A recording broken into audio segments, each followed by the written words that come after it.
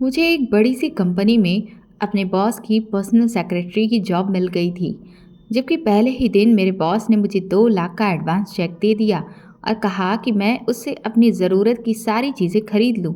मैं बहुत खुश थी और खुद को बहुत भाग्यशाली समझ रही थी। कुछ ही दिन बाद मेरा बॉस मुझे अपने साथ एक होटल में मीटिंग के लिए लेकर गया और बोला कि जब तक बाकी के क्लाइंट नहीं आते हम चाय पी लेते हैं। चाय पीते ही मुझे हल्का सा नशा छाने लगा और फिर मैंने देखा कि कोई मेरी तरफ बढ़ रहा था और उसने फिर सोफे पर। जब मुझे होश आया तो मेरे कपड़े ज़मीन पर। मेरा नाम शिवानी है। मैं एक मिडिल क्लास फैमिली से बिलोंग करती हूँ। मेरे पिताजी के मर जाने के बाद घर के हालात बहुत ज़्यादा ख़राब हो गए थे, इसलिए मैं नौकरी की तलाश में निकल पड़ी थी। आज मैं एक कंपनी में नौकरी के लिए आई थी। जब मैं इस ऑफिस में इंटरव्यू के लिए पहुंची तो मेरे होश उड़ गए थे। वेटिंग रूम में ढेर सारे लड़के और लड़कियों की भीड़ लगी हुई थी। पूरा वेटिंग रूम खचाखच भरा था। मेरी सहेली मुझे यहाँ लेकर आई थी, जिसने मुझे यहाँ जॉब के बारे में बताया था। उसका नाम सपना था। सपना मुझे छोड़कर ना जाने कहाँ चली गई थी। मैं यहाँ पर खड़ी हुई थी। इतनी ही देर में बिल्कुल मेरे करीब से एक हैंडसम सा लड़का ठीक मेरे सामने रखी हुई कुर्सी पर आकर बैठ गया। अचानक मेरी नज़र उस पर पड़ी तो वो मुझे एक टक नज़र देखे ही जा रहा था। मैं घबराई हुई नज़रों से सबकी तरफ देखने लग गई। बैठने के लिए कोई जगह अभी मुझे खाली नज़र नहीं आ रही थी, जहाँ मैं सुकून से बैठ सकूं, ताकि मेरी घबराहट थोड़ी कम हो जाए। खड़े खड़े तो मुझे और भी ज़्यादा घबराहट महसूस हो रही थी। मेरा तो मन कर रहा था कि मैं यहाँ से भाग जाऊं। तभी मेरी सहेली सपना ने मेरा हाथ पकड़ लिया और तेजी से कोने में रखी हुई एक खाली चेयर की तरफ मुझे ले गई। चेयर पर बैठकर मैंने ज़रा सुकून की सांस ली, क्योंकि एक तो चेयर कोने में रखी हुई थी और दूसरा मैं किसी की भी नज़रों में आने से भी बच गई थी। मुझे ज़रा बैठने के बाद कुछ सुकून मिला तो मेरी नज़र अपने कपड़ों पर गई, जो बहुत मामूली से कपड़े थे। और मैं जिस माहौल से निकलकर यहाँ आई थी, उसके हिसाब से मैंने अपने दुपट्टे को फैलाकर ओढ़ा हुआ था, जबकि इस ऑफिस में आई हुई लड़कियां खाते पीते घरों की लग रही थीं। किसी भी लड़की के कपड़े मेरी तरह मामूली से नहीं थे और यही चीज़ मुझे बहुत परेशान कर रही थी। वेटिंग रूम में मुझे मिलाकर तकरीबन 16 लड़कियां और लगभग कुछ लड़के भी बैठे हुए थे। लड़कों को तो मैंने नहीं गिना था, लेकिन अपने साथ बैठी हुई लड़कियों को देखकर मुझे ये एहसास होने लगा कि यहाँ पर मेरी दाल गलने वाली नहीं है, क्योंकि यहाँ पर आने वाली हर दूसरी लड़की मुझे बहुत ही ज़्यादा मॉडर्न और काफ़ी तेज़ तर्रार लग रही थी। उनकी ड्रेस, उनके सैंडल, उनके पर्स, उनका मेकअप, सब कुछ देखकर जो आइडिया मैंने लगाया था, उससे मुझे अपने दुपट्टे से ढका हुआ शरीर बहुत बुरा सा लग रहा था। इस जॉब के लिए कम से कम मेरे जैसी संस्कारी और मामूली सी शकल वाली लड़की तो किसी भी हाल में फिट नहीं बैठेगी। यहाँ पर बैठी हुई किसी भी लड़की के गले में दुपट्टा तक नहीं था। सभी लड़कियां छोटी छोटी ड्रेस या फिर जीन्स टॉप में मौजूद थीं। सिर्फ एक मैं ही थी जिसने सलवार कमीज पहना हुआ था। मैं इन लोगों के सामने बहुत आम सी लग रही थी। इन लड़कियों ने इतने छोटे कपड़े पहने हुए थे कि इनका काफ़ी हद तक शरीर उनमें से नजर आ रहा था। उन्हें देखकर लग ही नहीं रहा था कि वो कहीं से भी मजबूर लड़कियां हैं या फिर उन्हें जॉब की ज़रूरत है, बल्कि उन्हें देखकर तो ऐसा लग रहा था कि ये तो किसी फैशन शो पर जाना चाहती थी और भूलकर यहाँ पर आ गई हैं। मुझे इन मॉडर्न लड़कियों के बीच बैठकर बहुत शर्मिंदगी महसूस हो रही थी और साथ ही साथ अपने इस हुलिये की वजह से मुझे बहुत ज़्यादा घबराहट भी हो रही थी। मेरा कॉन्फिडेंस बिल्कुल ज़ीरो लेवल पर आ गया था और घबराहट की वजह से मुझे पसीना भी आने लगा था। हालांकि इस वेटिंग रूम में एसी लगा हुआ था, जिसकी ठंडक से मुझ जैसी एक मिडिल क्लास फैमिली में रहने वाली लड़की जो पसीने में भीग चुकी हो, उसके लिए ठंडा कमरा किसी अच्छी जगह से कम नहीं था। लेकिन मैं बहुत दिमागी दबावों का शिकार हो चुकी थी। हालांकि इस ऑफिस में आने के लिए मैं पूरे 1 घंटा पैदल चलकर ऑफिस में पहुंची थी, लेकिन अब मैं खुद को कंफर्टेबल महसूस नहीं कर पा रही थी। बार बार इतने ठंडे माहौल में भी मुझे लगातार पसीना आ रहा था, सिर्फ ये सोच सोच कर कि यहाँ पर तो कंपटीशन सिर्फ काबिलियत का ही नहीं, बल्कि बहुत अच्छी ड्रेसिंग, महंगे तरीके से किए गए मेकअप और स्टाइल से इंग्लिश बोलने में भी है, जबकि मैं इन सब के मुकाबले में बहुत कमज़ोर थी। इसलिए डर भी रही थी, क्योंकि ना तो मेरी इंग्लिश इतनी स्ट्रांग थी और ना ही और लड़कियों की तरह मेरी ड्रेसिंग बहुत अच्छी थी। फिर भला ये नौकरी मुझे कैसे मिल सकती थी? मैंने सपना से कहा कि मुझे नहीं लगता कि मैं यहाँ पर जॉब कर सकूंगी। वो तो मेरी तरफ देखकर हैरानी से कहने लगी, क्यों, क्या हो गया है? यहाँ पर तो तुम नौकरी क्यों नहीं कर पाओगी? तो मैंने उसकी बात पर परेशानी से उसकी तरफ देखकर कहा, तुम ऐसे कह रही हो कि जैसे मेरे लिए ये नौकरी तैयार ही रखी थी, बल्कि मुझे मिल भी जाएगी। सपना मेरी तरफ देखकर हैरानी से कहने लगी, हाँ तो इसमें क्या मुश्किल है? मैंने उसे इशारे से लड़कियों की तरफ देखने के लिए कहा। उसका ध्यान लड़कियों की तरफ करवाया कि देखो, तुम्हें लगता है कि मैं इन लड़कियों के मुकाबले में आ सकती हूँ? तो वो एकदम से मुस्कुरा कर कहने लगी, क्यों, ये लड़कियाँ क्या कहीं की मिस वर्ल्ड हैं जो तुम इनका मुकाबला करते हुए घबरा रही हो? मैंने धीरे से कहा कि ये कितनी मॉडर्न है और आजकल तो यही सब कुछ देखा जाता है। लड़की जितनी बोल्ड होती है उसे उतनी ही जल्दी जॉब मिल जाती है। काबिलियत तो लोग यहाँ पर देखते ही नहीं हैं। सपना ने कहा कि तुम परेशान मत हो, तुम्हारी ड्रेसिंग भी अच्छी है, बस सिर्फ कॉन्फिडेंस की ज़रूरत है। जब तुम्हारा इंटरव्यू हो तो फुल कॉन्फिडेंस के साथ बात करना। तो मैंने सपना के सामने अपना सिर हिला दिया था। लेकिन सच तो ये है कि मैं बुरी तरह से अपना कॉन्फिडेंस ख़त्म कर चुकी थी, और अगर सपना नहीं होती तो शायद मैं यहाँ से अब तक कब की जा चुकी होती। लेकिन सपना के बार बार मुझे प्रोत्साहित करने से मुझे यहाँ जमकर बैठने पर ताकत मिल रही थी और मैं मजबूर हो रही थी। अचानक मेरा नाम पुकारा गया तो मैं धड़कते हुए दिल के साथ उठकर उस कमरे की तरफ जा रही थी जहाँ पर मुझे इंटरव्यू के लिए बुलाया गया था। कमरे में गई तो सामने लगभग 35 साल की उम्र का एक जवान लड़का अपनी रिवॉल्विंग चेयर पर बैठा हुआ था। मैंने अंदर आने की परमिशन मांगी तो उसने अपने लैपटॉप से निगाह उठाकर मेरी तरफ देखा, और फिर जैसे ही उसकी नज़र मुझ पर पड़ी तो उसकी नज़र जमकर रह गई थी, जिस वजह से मैं घबरा कर और बेवजह ही अपने दुपट्टे को ठीक करने लगी। मैं उसकी टेबल के करीब जाकर खड़ी हुई तो उसने मुझे बैठने को कहा। उसकी आवाज़ काफ़ी नरम थी तो मेरी घबराहट थोड़ी कम हुई थी, लेकिन मेरे चेहरे पर पसीने की नन्ही नन्ही बूंदें चमकने लगी थीं। मुझे लग रहा था कि मुझसे ढेर सारे प्रश्न किए जाएंगे, इसलिए मैं ज़्यादा तनाव का शिकार थी। लेकिन इसकी बजाय वो तो मुझसे मौसम पर बात करने लगे। कहने लगे कि आज तो बहुत गर्मी है, आप कुछ लेंगी? तो मैंने हकलाते हुए फ़ौरन इनकार कर दिया, लेकिन उन्होंने फिर भी फ़ोन उठाकर कोल्ड ड्रिंक मंगवा ली थी। मैं भी थोड़ा रिलैक्स हो गई थी। मैंने अपनी डिग्री वाली फ़ाइल उनके सामने रखी तो उन्होंने फ़ाइल को उठाया और एक तरफ रख दिया और मुझे खूब इंटरेस्ट के साथ देखने लगे। फिर मुझसे पूछा कि आप कहाँ से आती हो? जब मैंने अपनी लोकेशन बताई तो उन्होंने कहा, ओह, ये तो काफ़ी दूर पड़ता है हमारे ऑफिस से, तो फिर आप रोज़ कैसे आना जाना करोगी? तो मैंने कहा कि सर, अगर मेरी यहाँ पर जॉब लग गई तो फिर मैं कोशिश करूँगी कि मैं टाइम पर आऊँ। उन्होंने कहा, वो तो ठीक है, आप टाइम पर ही आओगी, लेकिन क्या आपकी अपनी कोई गाड़ी है? तो मैंने बौखलाते हुए कहा कि नहीं नहीं सर, मैं गाड़ी कहाँ से अफोर्ड कर सकती हूँ। तो मेरी बात सुनकर उनके चेहरे पर एक अजीब सी मुस्कुराहट फैल गई थी। इतने में उनका चपरासी अंदर आया और उसने कोल्ड ड्रिंक का एक गिलास मेरे सामने रख दिया। तो मुझे उन्होंने हाथ के इशारे से कोल्ड ड्रिंक लेने के लिए कहा। मैंने झिझकते हुए कोल्ड ड्रिंक का गिलास उठा लिया और धीरे धीरे कोल्ड ड्रिंक पीने लगी, लेकिन वो मुझे बड़े ही इंटरेस्ट के साथ देखने लगे। तो मैंने अपनी पलकें झुका लीं। मैंने 2-4 कोल्ड ड्रिंक के घूंट लेकर गिलास को अपनी जगह पर रख दिया तो वो मुझसे मेरी एजुकेशन के बारे में पूछने लगे। मैंने फ़ाइल की तरफ इशारा करते हुए कहा कि सर, इस फाइल में मेरी सारी डिग्री और रिकॉर्ड्स मौजूद हैं। तो उन्होंने एकदम से अपने होठों पर गहरी मुस्कुराहट को सजा लिया और कहने लगे, लेकिन मैं तो आपके मुंह से सुनना चाहता हूँ, क्योंकि आप बोलते हुए बहुत अच्छी लगती हो। पहली बार इस तरह से किसी मर्द से अपनी तारीफ सुनकर मैं शर्मा सी गई थी। तो मैंने अपनी पलकें झुका ली और फिर धीरे धीरे मैं उनको अपनी एजुकेशन के बारे में डिटेल से बताने लगी। उन्होंने मुझे एकदम से पूछा कि आप किन किन चीज़ों में इंटरेस्ट रखती हैं। मैं उनके इस सवाल पर बड़ी हैरान हुई थी कि वो मुझसे मेरी एजुकेशन या ज़रूरी इन्फॉर्मेशन लेने के बजाय सिर्फ मेरे बारे में जानना चाहते हैं। उनके सवाल बड़े ही अजीबोगरीब थे। वो कहने लगे, आप रात को क्या करती हो? सुबह कब उठती हो? रात को अगर देर तक जागती हो तो क्या करती हो? मैं हैरान और परेशान होकर उनके सवालों के जवाब देती चली गई। थोड़ी देर के बाद उन्होंने मुझसे कहा, आपका कोई फ़ोन नंबर है तो आप यहाँ पर लिखवा दो।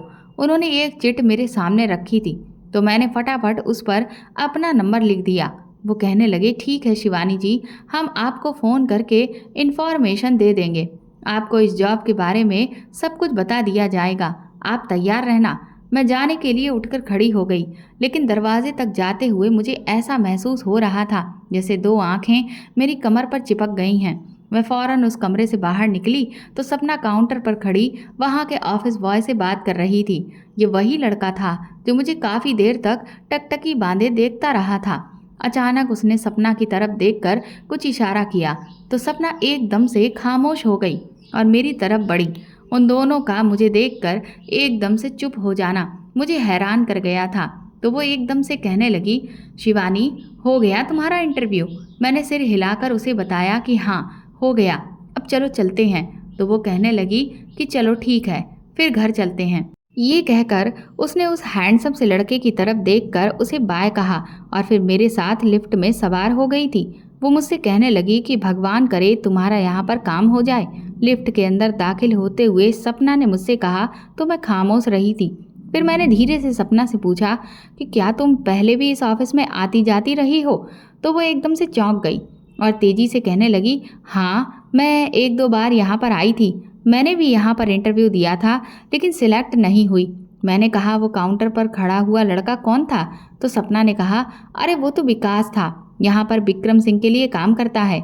मैंने कहा, विक्रम सिंह कौन है? तो वो कहने लगी, अरे वही जिन्होंने तुम्हारा इंटरव्यू लिया था। जब मैं एक दो बार इस ऑफिस में आई थी तो उससे मेरी मुलाकात हुई थी। मेरी उसके साथ सिर्फ हाय हेलो हो गई। उसने ही मुझे यहाँ की वैकेंसी के बारे में बताया तो मैंने सोचा कि तुम्हें भी आगाह कर देती हूँ, क्योंकि तुम्हें इस जॉब की बहुत ज़रूरत थी। मुझे उम्मीद है कि तुम्हारा यहाँ पर काम हो जाएगा। सपना की बात सुनकर मेरे दिल में भी एक उम्मीद सी जाग उठी थी।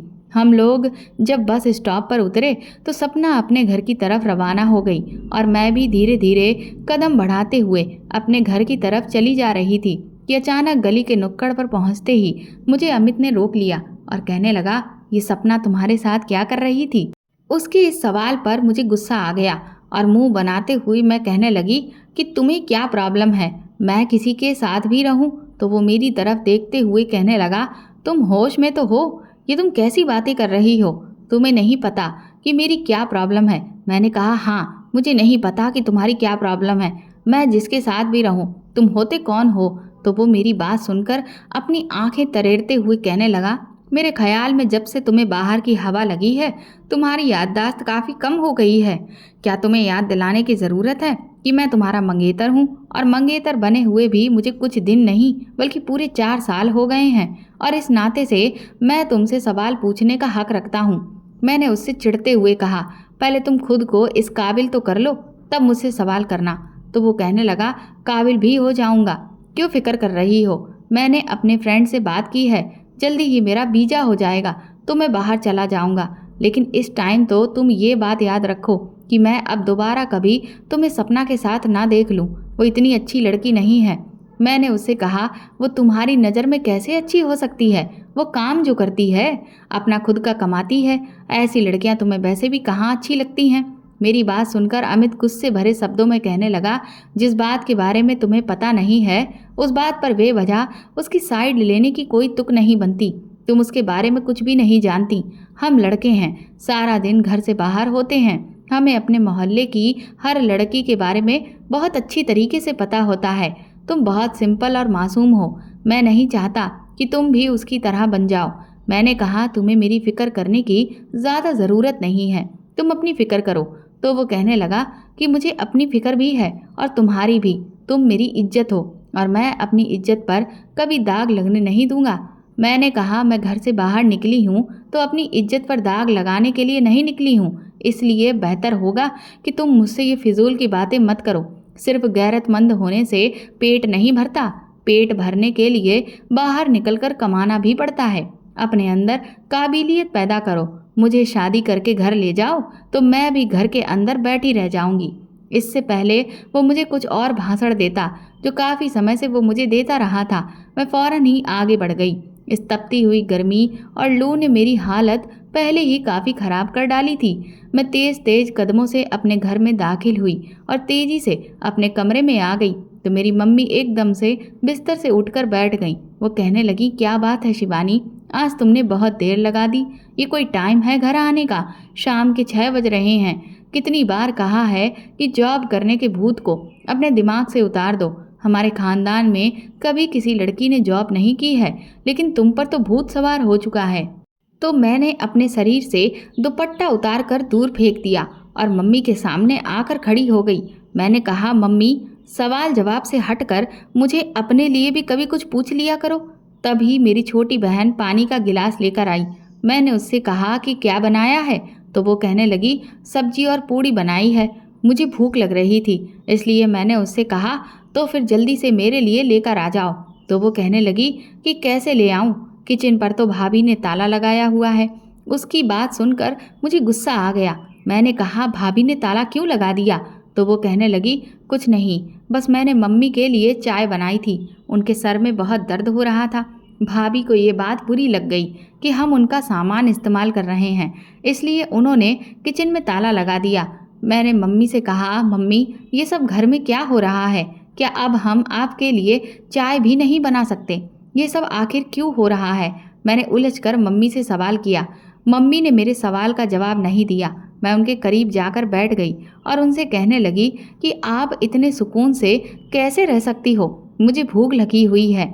सुबह भी मैं खाली पेट ही घर से बाहर निकली थी। मेरा इतना स्टेमिना अब नहीं है कि मैं घर आकर भी भूखी रहूं। आप आखिर भैया से शिकायत क्यों नहीं करती? किचन में तो किसी न किसी ज़रूरत के लिए जाना ही पड़ेगा ना, और हम अपने भैया की ही तो कमाई खा रहे हैं। भाभी हमारे साथ ऐसा नहीं कर सकती। मम्मी मेरी बात खामोशी से सुन रही थी, तो मुझे उन पर और भी ज़्यादा गुस्सा आ गया। मैंने कहा, आपकी इसी खामोशी के कारण आज ये दिन आया है। अगर आप भाभी को उनकी हद में रखती तो ये दिन कभी भी नहीं आता। मम्मी मेरी तरफ देखकर कहने लगी, तो तुम क्या चाहती हो? जो बातें मैं सारा दिन तुम्हारी भाभी से सुनती हूँ, तो रही सही कसर अब तुम्हारा भाई भी पूरी कर दे। तुम अब मुझे अपने भाई से लड़वाना चाहती हो? मैंने कहा, मम्मी, मैं नहीं चाहती कि आप उनसे लड़ो, लेकिन आप उन्हें बता दो कि उनकी पत्नी हमारे साथ बहुत गलत कर रही है। मम्मी कहने लगी, तुम एक काम करो, जब तुम्हारा भाई आएगा तो तुम खुद ही उससे बात कर लेना। मेरा मन कर रहा था कि मैं ज़ोर ज़ोर से रो लूँ। मैं भाभी का भी सामना नहीं कर सकती थी, क्योंकि उनका और मेरा 36 का आंकड़ा था। मैं इतना ज़रूर जानती थी कि उन्होंने जो किचन को ताला लगाया है वो सिर्फ़ और सिर्फ मुझे तंग करने के लिए किया है, वरना मम्मी और मेरी बहन से तो उनकी कोई लड़ाई नहीं है, और मुझसे भी लड़ाई की वजह सिर्फ उनका भाई है। वो बस यही चाहती हैं कि जल्द से जल्द मेरी शादी उनके निकम्मे भाई से हो जाए, जो कोई काम नहीं करता, जिसकी जेब में कभी 1 रुपया नहीं मिल सकता और ना ही उसके ऊपर कोई जिम्मेदारी है। भाभी जब शादी करके हमारे घर आई तो उन्होंने अपने भाई के लिए मुझे पसंद कर लिया था, और वो चाहती हैं कि जल्द से जल्द मेरी उनके भाई के साथ शादी हो जाए। इसीलिए उन्होंने मेरा उसके साथ रिश्ता फिक्स करवा दिया था, लेकिन मैंने साफ साफ इनकार कर दिया, और उसकी वजह यही थी कि मैंने पिताजी के मरने के बाद इस घर में जिस तरह के हालात देखे थे, उसने मेरे अंदर इतनी समझ पैदा कर दी थी कि मैं सिर्फ और सिर्फ ये सोचने पर मजबूर हो गई कि मर्द अगर कमाता हो तो ज़िंदगी के 4 दिन सुख से गुजर जाते हैं, और अगर वही मर्द कुछ नहीं कमाता हो और अपनी ज़रूरत के लिए भी अपने माता पिता के आगे हाथ फैलाता है, तो कल वो अपनी पत्नी की जिम्मेदारी कैसे उठा पाएगा? भाभी तो बस किसी भी तरह से अपने नाकारा भाई की शादी मेरे साथ करवा देना चाहती थी, क्योंकि उनको पता था कि उनके भाई को मेरी जितनी खूबसूरत और पढ़ी लिखी लड़की नहीं मिल सकती। इसलिए उन्होंने अपने भाई के लिए मुझे निशाना बनाया हुआ था। भाभी ने मुझे समझाने की बहुत कोशिश की थी। मैंने भाभी से यही कहा था कि अगर वो मुझसे शादी करना चाहता है तो फिर अपना कारोबार कर ले। अगर उसे कहीं नौकरी नहीं मिल रही है तो क्या हुआ, वो अपनी कोई छोटी सी दुकान ही कर ले। लेकिन वो तो किसी तरह का कोई काम काज करना ही नहीं चाहता, तो ऐसे में मैं उससे शादी नहीं कर सकती। मेरे भैया ने तो पिताजी के मरने के बाद पूरे घर की जिम्मेदारी उठा ली थी। आपके भाई को मेरे ही भैया को देखकर कुछ सीख लेना चाहिए। इस बात पर भाभी पहले तो चिढ़ गईं और उसके बाद उन्होंने मुझसे दुश्मनी रखना शुरू कर दी। भैया शुरू से बिल्कुल ठीक थे, लेकिन जब से उनकी गवर्नमेंट जॉब लगी थी वो सारी की सारी सैलरी लाकर मम्मी को दिया करते थे। लेकिन एक बार उनकी सैलरी में से कुछ पैसे गायब हुए तो भाभी ने घर में हंगामा कर दिया कि अब की बार की सैलरी उन्हें चाहिए। आज अगर थोड़े पैसे गायब हुए हैं तो कल सारी सैलरी गायब हो जाएगी। मम्मी की अब काफ़ी उम्र हो गई है, इसलिए उन्हें याद ही नहीं रहता कि उन्होंने पैसे कहाँ रख दिए। इसलिए हम ये रिस्क बार बार नहीं ले सकते। भैया भाभी की बातों में आ गए और उसी दिन से हमारे घर में जंग छिड़ गई। भैया भाभी के हाथ में पैसे लाकर क्या रखने लगे, वो तो हमारे निवाले भी गिनने लगी। हमें खाना बनाने के लिए सिर्फ थोड़ा ही राशन देती और अपना खाना पकाना भी अलग कर लिया। सारा सामान अपने पास रखकर अलमारी को ताला लगा दिया करती थी। हमें जो थोड़ा सा राशन देती उसमें भी यही कहा करती थी कि इसको भी तुम्हें सावधानी से खर्च करना है। मम्मी की हमेशा से आदत थी कि वो दिन में 2-3 बार चाय पिया करती थी, लेकिन भाभी ने चाय की पत्ती अलमारी में रखकर उसको ताला लगा दिया।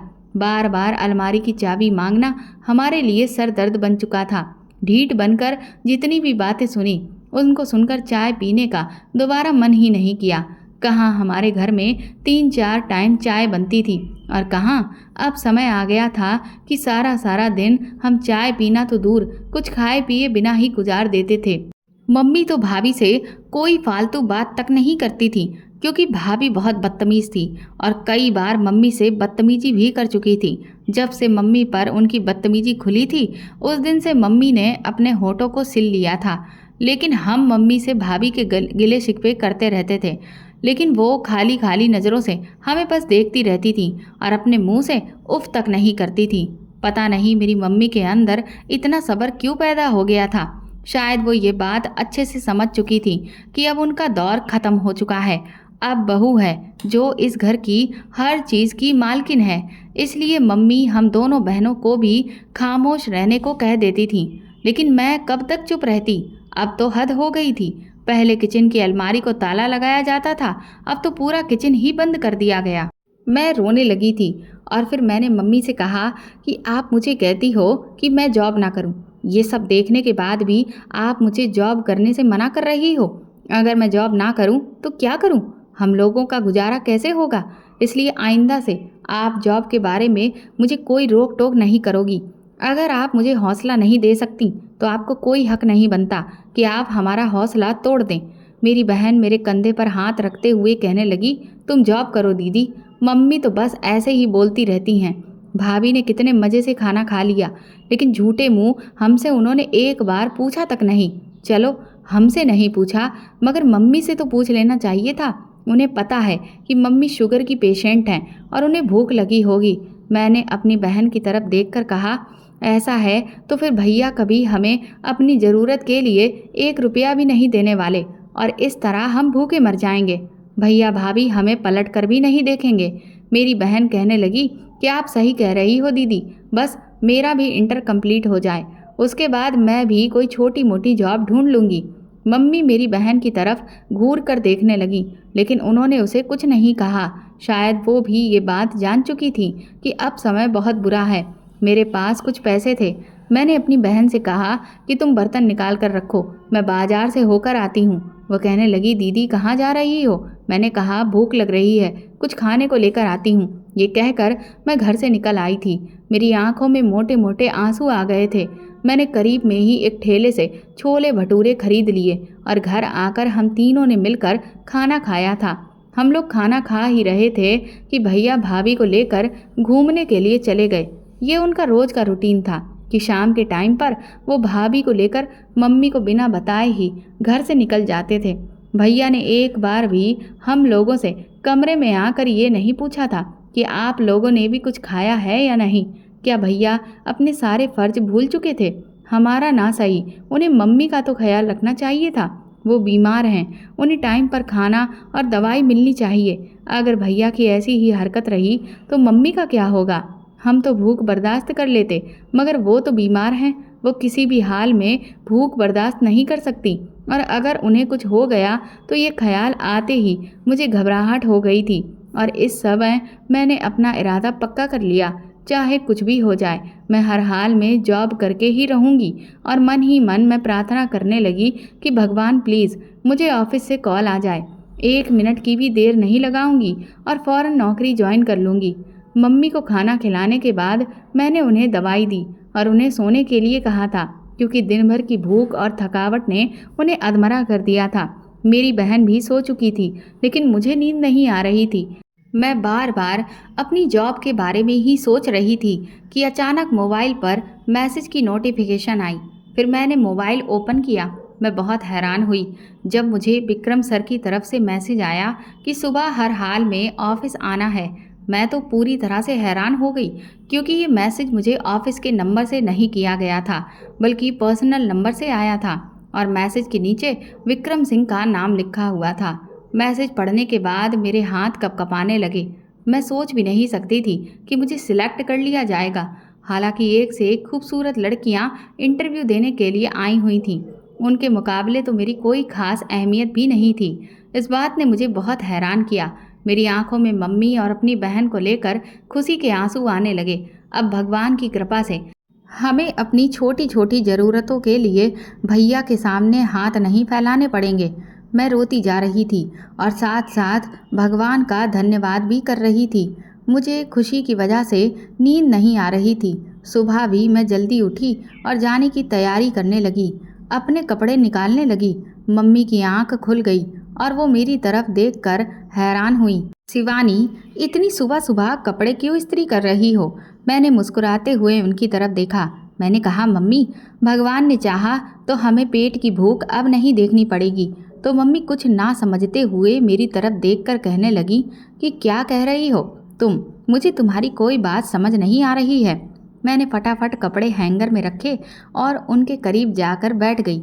फिर उनका कमज़ोर हाथ अपने हाथ में लेकर मैंने चूम लिया और उनको बताया कि मेरी नौकरी फिक्स हो गई है। ऑफिस वालों की तरफ से मुझे मैसेज आया है, आज मेरी ज्वाइनिंग है और मुझे आपके आशीर्वाद की बहुत ज़रूरत है। मेरी मम्मी मेरी बात सुनकर रोने लगी और कहने लगी, अब तुम जॉब करोगी, वो भी ऑफिस जाकर? दुनिया वाले क्या कहेंगे?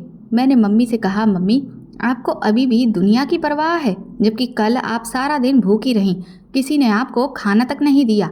आप किस दुनिया की बात कर रही हो?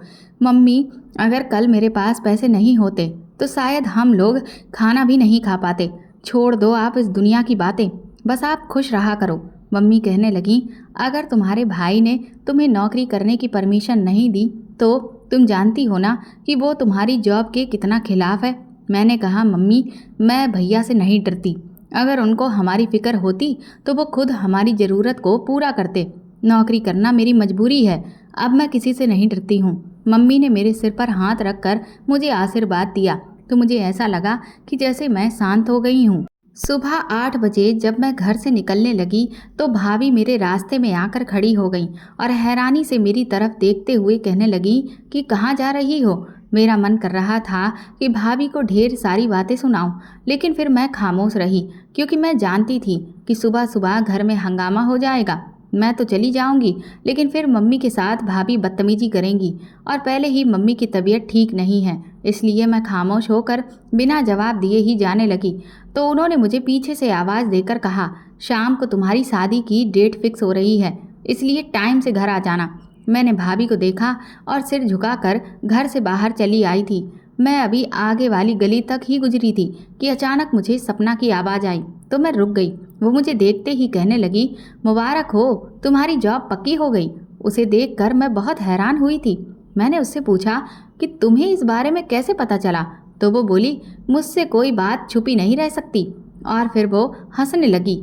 फिर वो बोली, चलो अब खड़ी क्या हो? मैंने हैरानी से उसकी तरफ देखा।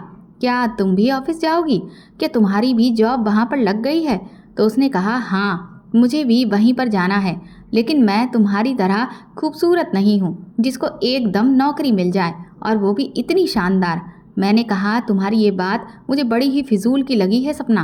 वो कहने लगी, अच्छा चलो चलते हैं। उसके बाद हम सारे रास्ते बातें करते हुए टाइम पर ऑफिस पहुंच गए थे। जैसे ही मैं ऑफिस पहुंची तो मुझे विक्रम सिंह की कॉल आ गई और मुझे उन्होंने फ़ौरन ऑफिस में बुलवाया। मैं जब उठी तो देखा कि सपना मेरे पास मौजूद नहीं थी। मैं वेटिंग रूम से निकलकर जैसे ही सर के केबिन की तरफ जाने लगी तो सपना विकास के साथ कुछ बातें कर रही थी और वो मुझे देखते ही ऑफिस से बाहर निकल गई। कमाल है, मुझसे मिलकर भी नहीं गई। मुझे सपना का बिहेवियर बहुत बदला बदला सा लग रहा था। मैं धीरे से दरवाज़ा खोलकर जब अपने बॉस के ऑफिस के अंदर दाखिल हुई तो हैरान रह गई, क्योंकि वो कुर्सी पर नहीं बल्कि सोफे पर लेटे हुए थे और उनकी टेबल पर शराब की बोतल भी रखी हुई थी और आसपास छोटे छोटे गिलास भी थे। वो लेटे लेटे सिगरेट भी पी रहे थे। कमरे में अजीब सी स्मेल आ रही थी, जिस वजह से वहाँ पर खड़ा होना भी बहुत मुश्किल हो रहा था। मुझे बहुत घबराहट हो रही थी और मैं कमरे में चारों तरफ देख रही थी। तभी सर की भारी आवाज़ मुझे सुनाई दी, जो मुझे बैठने के लिए कह रहे थे। मैं जैसे ही कुर्सी पर बैठी तो उन्होंने मुझे अपने सोफे पर बैठने के लिए कहा। मैं उनकी डिमांड सुनकर हैरान रह गई थी। उन्होंने जब देखा कि मैं कन्फ्यूजन का शिकार हो रही हूँ तो वो उठकर बैठ गए और फिर बड़ी गहरी नज़रों से मुझे देखते हुए कहने लगे, आपको ऑफिस का पहला दिन बहुत बहुत मुबारक हो। आप जैसी खूबसूरत लड़की को मुझे अपनी सेक्रेटरी बनाने पर गर्व है। उनकी ऐसी बातें मेरे सर के ऊपर से गुजरने लगी तो मैंने धीरे से कहा कि सर, मेरा क्या काम होगा, आप मुझे गाइड कर दीजिए। तो उसने धीरे से कहा कि आप मेरी पर्सनल सेक्रेटरी हो, आपके सारे काम मुझसे शुरू और मुझ पर ही ख़त्म होंगे। मैंने नज़र उठाकर उनकी तरफ देखा तो एक पल के लिए मैं हैरान रह गई थी। उनके चेहरे और आंखों में अजीब सी मुस्कुराहट फैली हुई थी। वो मेरी तरफ देखकर कहने लगे कि अजीब लड़की है सपना, सच में इस बार हीरा चुनकर लाई है। मैं अपने बॉस की बात पर एकदम से चौंक गई थी।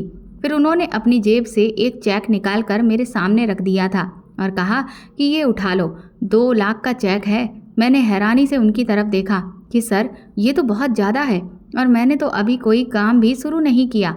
ये चेक आप मुझे किस लिए दे रहे हो?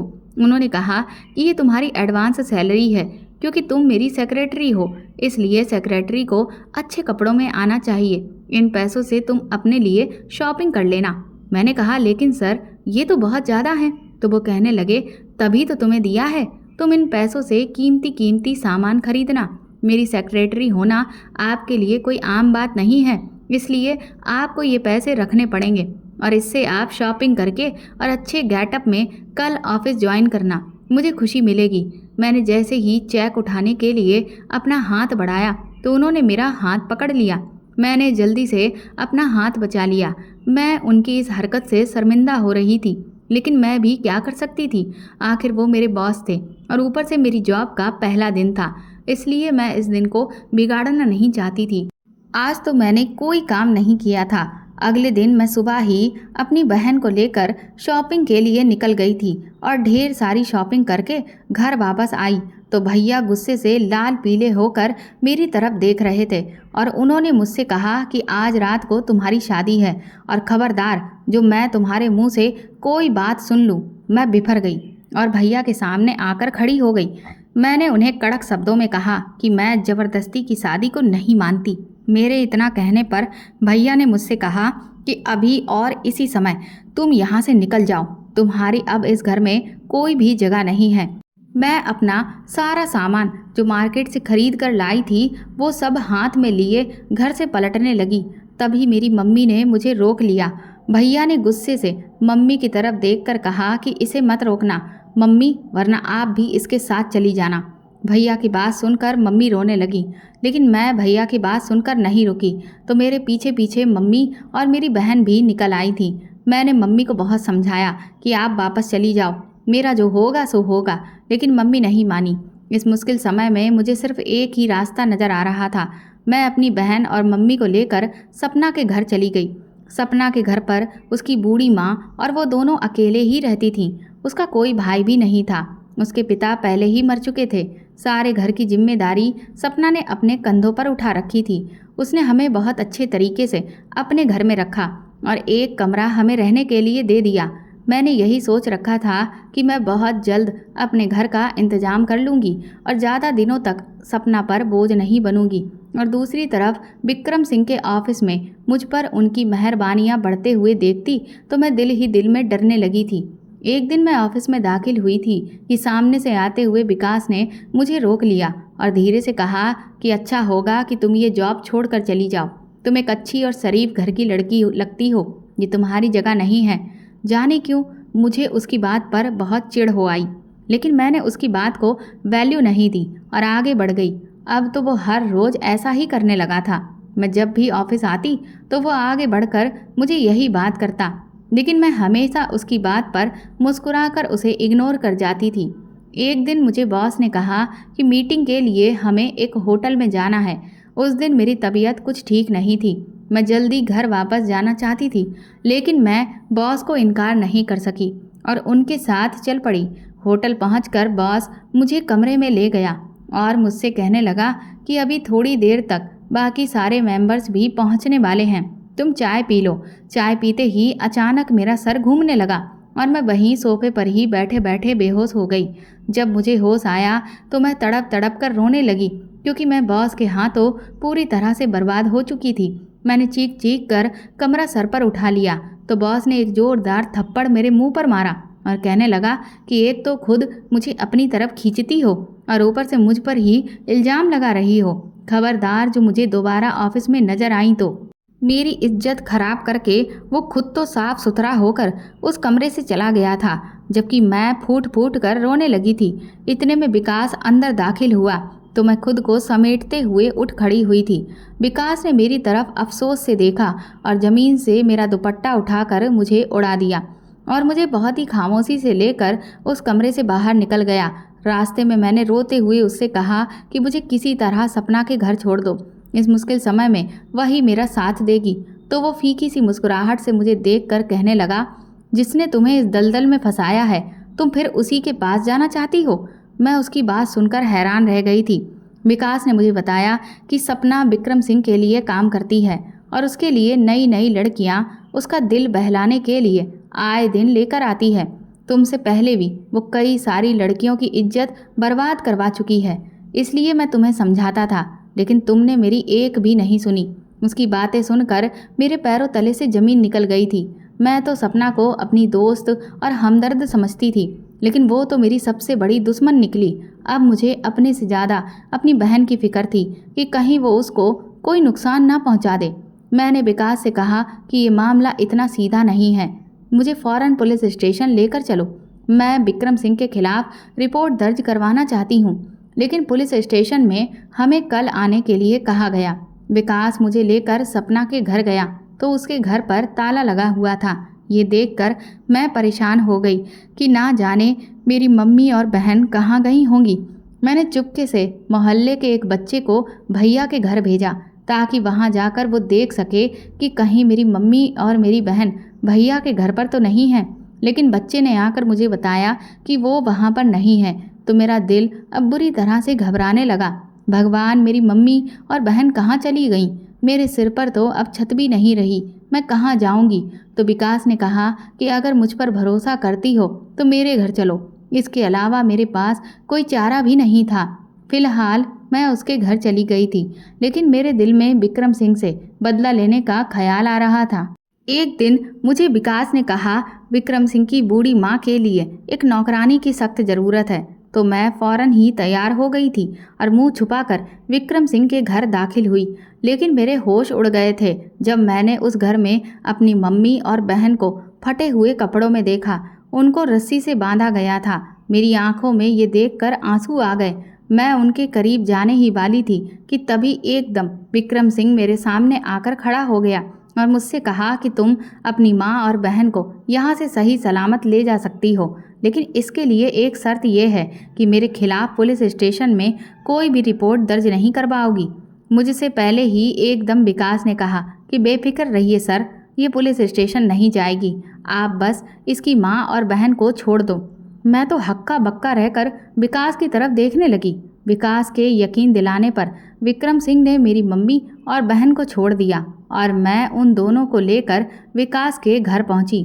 मम्मी को अपने ऊपर बीतने वाली परेशानी के बारे में भी मैंने कुछ नहीं बताया था, क्योंकि मैं जानती थी कि वो ये खबर सुनकर मर ही जाएंगी। और इस मौके पर विकास ने मेरा पूरा साथ दिया था। उसने मुझे समझाया कि विक्रम एक बहुत बड़ा और अमीर आदमी है, इसलिए तुम उसका कुछ नहीं बिगाड़ सकती। बेहतर यही है कि तुम खामोश हो जाओ और सब कुछ भगवान पर छोड़ दो, क्योंकि भगवान बेहतर फैसला करने वाला है। और सच में ऐसा ही हुआ था। मैंने जब रो रो कर भगवान से प्रार्थना की तो विक्रम सिंह जैसा इंसान एक ऐसी बीमारी में घिर गया था जिसका इलाज पूरी दुनिया में कहीं पर भी नहीं था। उसने खुद को बचाने के लिए बहुत पैसा खर्च किया, लेकिन उसका कुछ भी नहीं हुआ। वो इतना लाचार हो चुका था कि वो खुद से करवट भी नहीं ले सकता था। और सपना इस समय मेंटल हॉस्पिटल में है, क्योंकि उसके प्रेमी ने शादी का झांसा देकर उसका सारा बैंक बैलेंस अपने नाम करवा लिया था और वो तब से ही पागल हो गई।